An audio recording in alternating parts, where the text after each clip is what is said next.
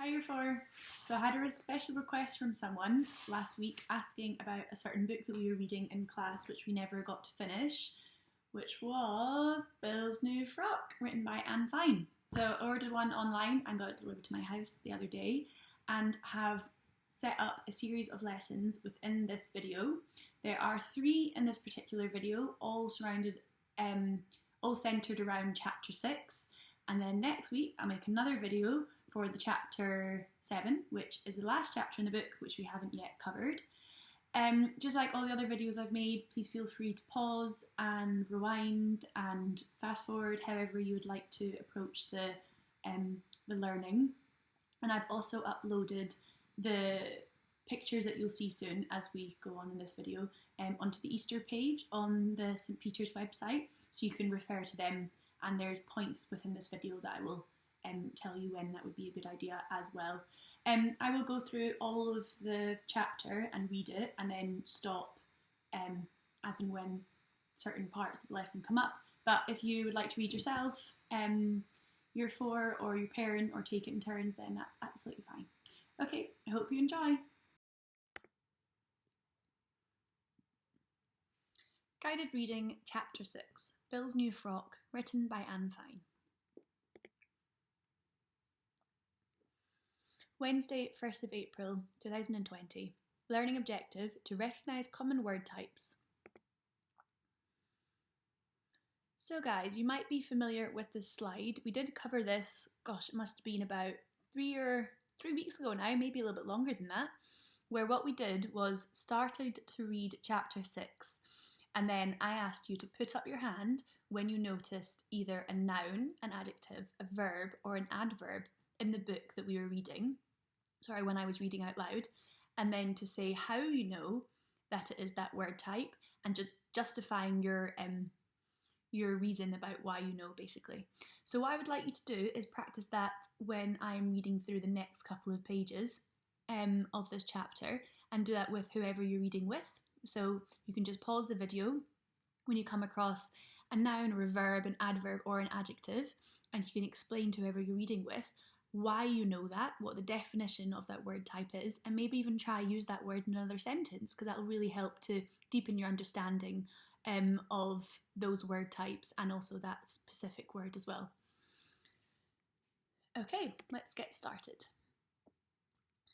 Chapter 6, Letting Paul Win. As soon as the bell rang for the end of the lunch break, the sun began to shine again. It sailed out from silvery edges of cloud and blazed over the playground. The puddles in the tarmac steamed gently and then disappeared. The damp stains on the nursery wall dried. Sunlight reflected brightly off the rooftops. Mrs. Collins stared out of the window, shaking her head in quiet disbelief. Then she turned to the class. "Pack up your work," she said. "I don't care if lunch break is over. We're going outside before it all starts raining all over again." The class was astonished. It wasn't often Mrs. Collins ignored the timetable on the back of the door. It was hard enough to get her to let them take time off to make decorations at Christmas, or paint the backcloth if they did a little play. Now here she was offering an hour or so in the sunshine without being asked. Nobody argued. They slid their books into neat piles and put their pens and pencils and rubbers away. "Races," said Mrs. Collins. "We'll have a few races. We haven't had races for such a long time." They spilled down the steps out into the playground, and Mrs. Collins led them quietly round to the back of the nursery where there was grass. Races were pleasanter on grass, and this patch was not even overlooked by classes still imprisoned in front of their workbooks. Out here they could have a really good time. The races came in every size and description, one after another, as fast as Mrs. Collins could think them up. The light-haired raced against the dark-haired. The straight-haired raced against the curly-haired. "Those in frocks against those in trousers," roared Mrs. Collins. She looked round. Only Bill had a frock on. "Forget it," called Mrs. Collins. "That race is cancelled. Think of something else." Someone did. Those wearing red raced against those wearing no red at all. Those who liked cats better than dogs raced against those who preferred dogs to cats. The first 5 in the class, in alphabetical order, raced against the next 5, and so on and so on. The first few times he ran, Bill slowed himself up, trying to keep down the flapping sides of his dress. Then he stopped bothering. If he were in shorts, he wouldn't mind, he decided. So why risk losing a good race just because he was haunted by a silly pink frock? He might be right back to normal tomorrow, but you could just bet there wouldn't be races again. Soon everyone, not just Bill, felt much better. Their bodies unstiffened, their heads felt clearer, their spirits rose. Even Paul, who had a serious illness when he was a baby and could hardly run, scampered about, enjoying coming in last in the races. Mrs. Collins had cheered up enormously too. Those who have real tin dustbins against those whose families put rubbish out in large plastic bags. Everyone has rubbish, so everyone stood in line. There's far too many again, said Mrs. Collins. We shall have to have heats. Okay, so have a little read back of any of those pages with whoever you're reading with. If you didn't get a chance to pause the video throughout it and see if you can point out or describe a couple of some words in their different word type group. And once you've done that, I want you to have a little bit of fun. Hopefully you remember the website that we went onto. A screenshot of the website page is just at the bottom of the slide here, where you can type in any word and it tells you exactly what word type group that word belongs to. And you might be surprised because some words belong to more than one word type group, and it's all about the context, so the way in which you use that word. So yeah, have a little fun typing some words that you're maybe not sure what group they belong to, and then let me know what you discover. If there's a word which you're surprised by, if there's a completely new word which you've never heard of before that you think maybe I won't have heard of, I'd really like you to be as creative as possible here and see if you can learn something. See if you can spot some similarities between certain words that all fall under the word type group of an adjective. Something like that. So yeah, let me know what you come up with. And but if you'd like to pause here and then come back to this video, because I'm going to carry on reading the next part of the book, which I propose to be for tomorrow, which is Thursday the 2nd of April, but like I say, you can come back to it whenever you want. Okay, have fun! Thursday, 2nd of April 2020. Learning objective to make predictions. As usual, she divided them in 5s, with one left over.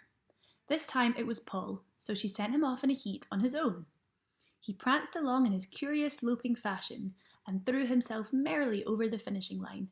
I'm in the finals now! I won my heat! Mrs. Collins pushed the hair back from her face. She was hot. Small break before this final, she called. All of you stay here quietly while I slip inside for a moment, whispering only. And she hurried off to fetch a quick drink. Bill tucked the pink frock in tightly around his legs and lay back. The grass felt tickly under his arms and his neck. Above, the fat clouds sailed over an enormous sky. The cool breeze fanned his face. He felt perfectly happy. He heard Astrid whispering in his ear. You're in this final, aren't you? You won your heat. So did I. So did Talila and Kirsty. And Paul, Bill reminded Astrid. He won his heat too. He narrowed his eyes against the sunlight to make them water and form rainbows between his eyelashes. Kirsty will win, said Astrid. She's the best runner in the whole class. And I only won my heat because Nikki tripped. Races aren't nearly so much fun, said Talila, when you know exactly who's going to win. It must be much worse, whispered Kirsty, if you're someone like Paul and know you're going to lose. Paul can't have won a race in his whole life. Bill blinked the rainbows his way. Now he was seeing shapes in clouds, a pig, a jug, a serpent with 3 heads, a wigwam. Beside him, the girls were in one of their huddles, still whispering away. What if Paul did win, though? He'd be so thrilled. Wouldn't his mum be pleased? She's so nice. She sees me over Blackheath Road every morning. She'd think we'd fixed it so her Paul won, though. And so would Paul. Not if we were clever. Not if we thought it out first and made it look good. Bill barely listened. He was distracted by the clouds still. He watched his 3-headed serpent float over the wide sky overhead and turn slowly, slowly into a giant wheelbarrow. The whispering at his side went on and on. Then, right, Kirsty said. That's settled. She turned to Bill. Now don't forget, she whispered sternly. Just as you're reaching the line, you get a really bad attack of stitch. You can't go on. You let Paul go past you. You let Paul win. Is that understood? Bill took a last look at his cloud wheelbarrow. One of its handles was just floating away. Right-ho, he agreed. It wasn't exactly his idea of a really good race, letting Paul win. But that was girls for you, wasn't it? Put them in the group and order them to whisper, and they'd be bound to come up with something like this. And what does it matter on such a lovely afternoon? It would make Paul happy. If it would make Paul happy, let him win the race. Okay, now I'm actually not sure if we had ever read that bit, and if we ever managed to get these questions, so this will be really fun seeing some of your predictions. I would like you, please, using your best handwriting, to answer the prediction questions on this slide. So, number 1, what do you think will happen in the race? Number 2, what would you do if you were one of the characters in the story? Number 3, what do you think Bill will do? Have a little look on the right-hand side of the slide as well at the vocabulary box. See if you can use some of these words in your answers. So we have the words sabotage, selfish, and good Samaritan. I'm not going to tell you what the definitions are of these words. I'd like you to try and figure out for yourself or look them up using a dictionary, either online or if you have a dictionary book at home as well. So, as just how we do it in class, writing your answers in full sentences, and I want you to justify why you've made this prediction as well. Have a little bit of handwriting practice and write out the question as well too, please. And yeah, I'm really looking forward to getting some of your answers through on the school email. Okay, bye. Friday the 3rd till Tuesday 7th of April 2020. Learning objective to write a diary entry. Okay, so before I start reading, the reason why this one is so long is because it's quite a little bit of work, and I also would like your diary entries to be really, really high quality. So make sure that they are ticking all the success criteria and that they have the features that an effective and good diary entry would have. So that'll all become a little bit clearer later on after we have finished the rest of chapter 6, which I'm now going to read to you. If you would rather read yourself and not be listening to me reading, that is absolutely fine. You can just mute it, turn the volume right down, or pause on the page and read out to your parents or whoever you're reading with. That'd be really, really great practice. I'm just reading in case, to give you the option really if you want it to be read to you. Okay, so if we remind ourselves, the big race is just about to happen and the girls have told Bill what Bill is to do. So let's find out if your predictions were correct. On your marks, Mrs. Collins strode round the corner. They jumped to their feet. Astrid looked horrified. The back of your dress is covered with grass stains, she said to Bill, and they're that sort that never come out. Bill shrugged and made for the starting line. Paul was already there, hopping about with excitement. Astrid, Delilah and Kirsty took their places. Get set, Kirsty turned to Bill. Bad luck then, she whispered and grinned. Bill winked back. Go! Delilah, Kirsty and Bill set off running. Paul shot away from the line in one of his extraordinary leaps, and as soon as he was a few feet ahead of Astrid, she fell tidily sideways and rolled on the ground, clutching her foot. Oh, my ankle, she groaned, but softly so that Paul would not overhear her, and turned back to help. My ankle's gone all wobbly. I can't run at all. Then, cheerfully, she picked herself up and, limping heavily on the wrong foot, returned to the others waiting around the line. Bad luck. Never mind, Astrid. Up at the front of the race, Kirsty and Delilah seemed to be battling it out for first place. Now Kirsty had the edge, now Delilah. Then Kirsty was in front again, but just as she might have pulled ahead of Delilah, the two girls' bodies seemed to become entangled. Ankles wrapped round ankles, legs wrapped round legs. Together they fell, rolling over and over on the grass, giggling loudly. As Bill ran up, they managed somehow to roll on his way and bring him to a standstill. Twice he tried to get round them, but they rolled the way he was going. Bill was catching up behind, so finally Bill just jumped over their wildly flailing arms and legs, and he did so As he did so, he saw Kirsty wink. Have a little pause here and chat to whoever you're reading with about what is going on in this page. We never saw this when we were reading it before, I don't think.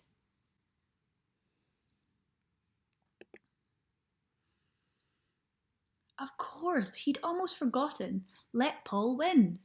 And now there were only himself and Paul left in the race. And so he would have to fall back and let him pull ahead very soon. The winning line was not all that far away. He was already halfway round the circuit. Right then, Bill tried to slow his pace. He couldn't do it. It was remarkable, but though he could pound along like a well-oiled machine and leap over tufts of rough grass without thinking, and even do a fancy sideways hop when he saw something glinting like broken glass beneath his foot, he couldn't slow down. He just couldn't do it. He couldn't let Paul win. And it wasn't as if who won the race was important. He knew that. A race might start with those who walked to school running against those who came in a bus or by car, but by the time someone had won, no one could even remember what the race was about. So it wasn't important. But still, he couldn't slow up and let Paul win. It would look quite ridiculous, he thought. Everyone would guess, and Paul would be really embarrassed. And then he remembered that he wasn't supposed to slow down. The girls had sat in their huddle and worked all this out before the race began. They'd known he wouldn't be able to slow down. They'd thought it all out. Weren't girls amazing? He was supposed to pretend to have a stitch. Right then. But he couldn't do that either, and time was running out so fast. He'd almost completed the circuit. There was the finishing line, looming up only a few metres ahead. And there was the whole class, watching. And he could not stop and double over, grimacing and clutching his stomach as though in the grip of a fierce spasm of pain, pretending he had a stitch. It wasn't that he couldn't act. It wasn't that he would feel embarrassed about it. It was simply that he could not bring himself to do it. There was the finishing line, and there was he. And there was Paul a really long way behind him now. He wanted to reach the line first. That was all. He didn't want to let Paul win. He wanted to win himself. 10 metres to go. Now or never. The girls would kill him if he let them down. 5 metres. Now or never. Surely even the girls, if they had come this far, would find it difficult to stop and lose. 3 metres. Now or never. 1 metre. Now. There! Over the line! Never. A smile of triumph spread across his face. He'd won. He'd won! He shut his eyes, the better to appreciate the sound of hands clapping and the cheers. Then, opening them, he met a cold, hostile glare from Astrid, and one from Kirsty, and one from Delilah. There was everybody else, cheering and applauding madly, and there were 3 pairs of witch eyes, glowering at him balefully. He'd let them down horribly. It was almost as if he cheated to win the race. And since all 3 had dropped out one after another, expecting that he would as well, he had in a way won it unfairly. If everyone had run properly, Kirsty would almost certainly have won. The victorious smile on Bill's face faded. He felt small and selfish and ungenerous. He felt ashamed. But while Bill was standing, picking miserably at the embroidered roses on his pink frock, feeling quite rotten and wishing that everybody would stop cheering, Paul was still bravely pressing round the last bit of the circuit in his funny loping way. And he looked happy enough. He had a huge smile on his face. In fact, he looked positively radiant. He threw himself across the finishing line and lay like a tortoise on its back, beaming up at the sky. "Second!" he yelled in triumph. "I came second! Second!" Everyone was cheering and clapping for Paul now. Bill joined in, louder than anybody else.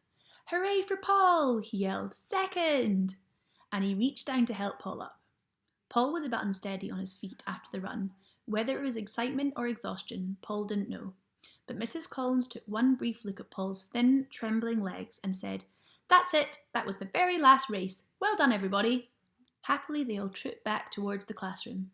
Astrid and Delilah came up on either side of Paul just in time to hear him confessing excitedly, "I've never come second in a race before, never." Kirsty came up behind Bill and drew him quietly to one side. "You just weren't listening, were you?" she scolded. "Lying there on your back, staring at clouds, away with the fairies. You were supposed to pretend to get a stitch." "I'm sorry," said Bill. "It doesn't matter," Kirsty said. "In fact, it was probably all for the best. If he'd come first, Paul might have guessed." She turned to face him. It's just... Now, tipping her head to one side, she looked him very closely in the eye. It's just... What? Kirsty shook her head, sighing. It's just that somehow you seem different today. I can't think what it is about you that's odd. But you're not you. She turned to go. Bill reached out to stop her. But who am I? He asked desperately. Who am I? But Kirsty, the fastest runner in the class, had sped away.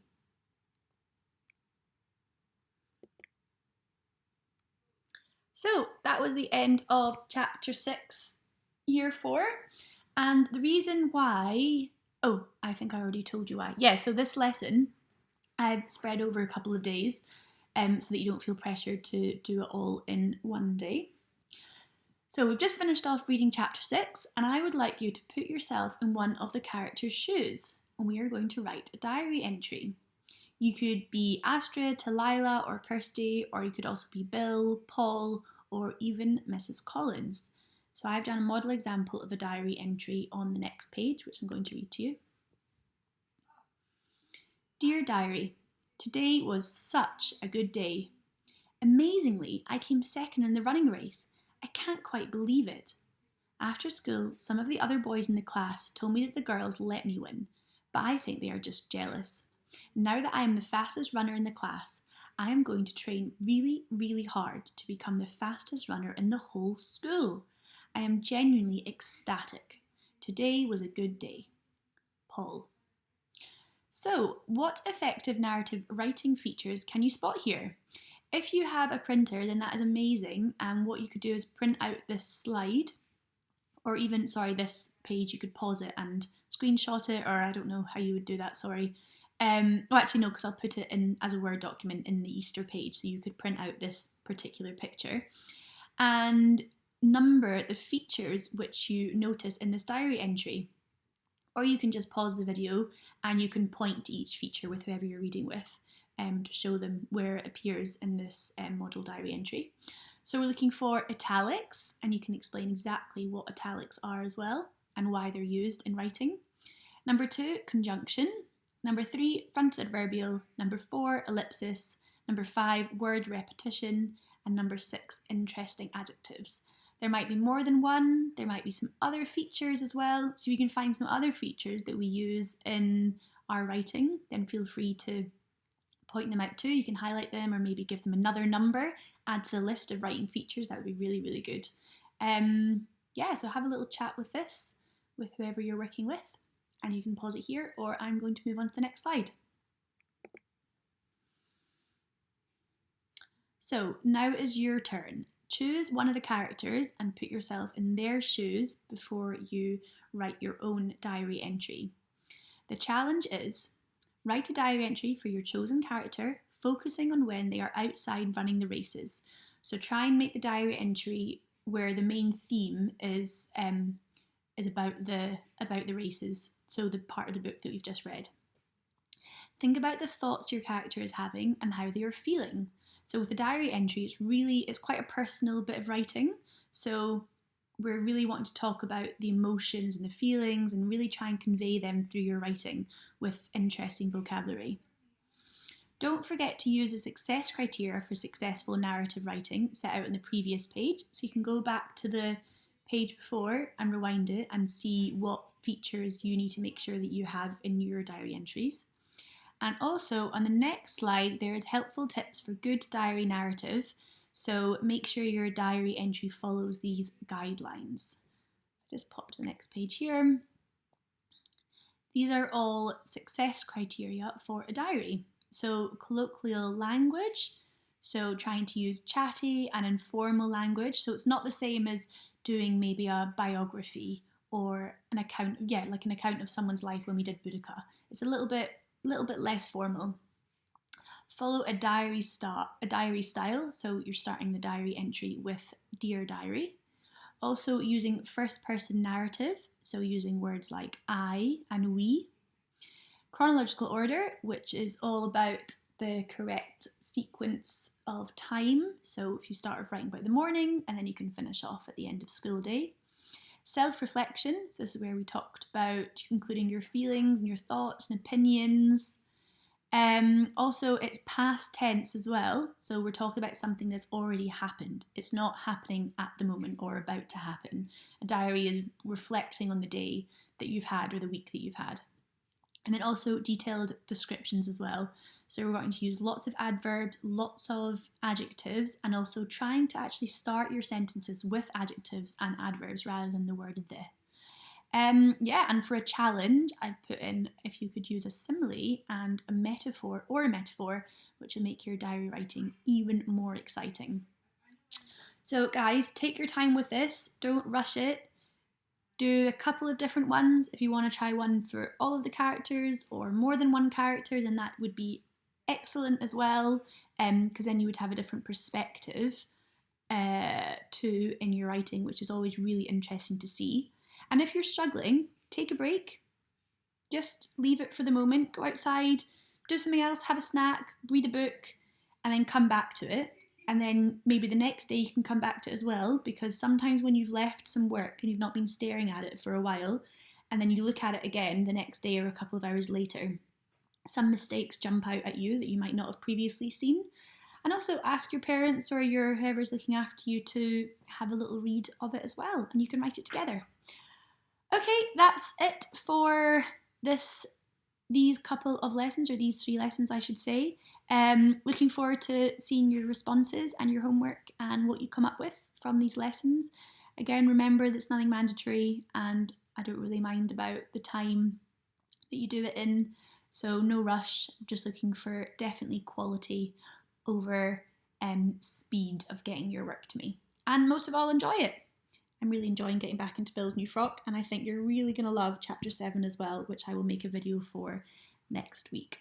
Okay, speak to you soon. Bye.